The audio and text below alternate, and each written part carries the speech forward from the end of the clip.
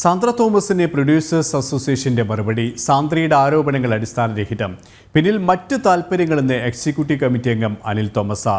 Sandra Thomas തുടർച്ചയായി അച്ചടക്കം ലംഘിക്കുന്നു. അമ്മ സംഘടനയുടെ ബി ടീം ആകേണ്ട കാര്യം പ്രൊഡ്യൂസേഴ്സ് അസോസിയേഷനില്ല.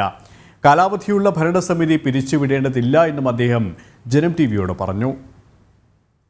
അല്ലാതെ എന്തിൻ്റെ അടിസ്ഥാനത്തിലാണ് പറഞ്ഞതെന്ന് അറിയത്തില്ല. അമ്മയുടെ ബി ടീം പോലെ പ്രവർത്തിക്കേണ്ട ഒരു ആവശ്യം നിർമ്മാതാക്കളുടെ സംഘടനയ്ക്ക് ഇല്ലല്ലോ.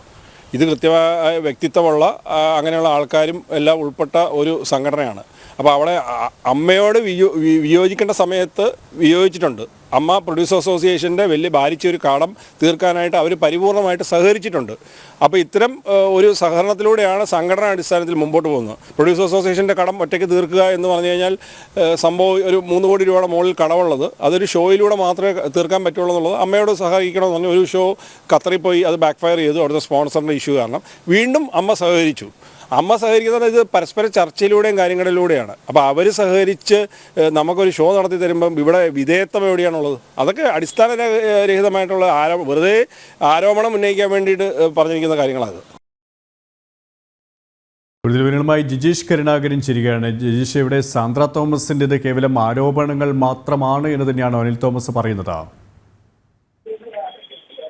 KP രാവിലെ രൂക്ഷ വിമർശനങ്ങളുമായിട്ടായിരുന്നു സാന്ദ്ര തോമസ് പ്രൊഡ്യൂസേഴ്സ് അസോസിയേഷനെതിരെ രംഗത്ത് വന്നത്. ഫിലിം പ്രൊഡ്യൂസേഴ്സ് അസോസിയേഷൻ അമ്മ സംഘടനയുടെ താരസംഘടനയുടെ ബി ടീമായാണ് പ്രവർത്തിക്കുന്നത്.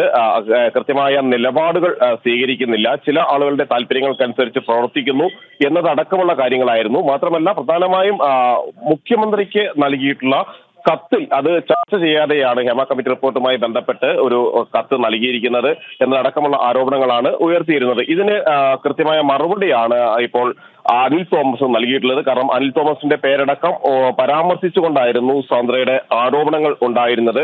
എന്നാൽ സാന്ദ്ര തോമസ് നിക്ഷിപ്ത താല്പര്യങ്ങളോടെ ഈ ആരോപണങ്ങൾ ഉയർത്തുകയാണ്. ഇത് തീർത്തും അടിസ്ഥാനരഹിതമാണ്. കൃത്യമായ ചർച്ചകളിലൂടെ തന്നെയാണ് കാര്യങ്ങൾ മുന്നോട്ട് കൊണ്ടുപോകുന്നത്.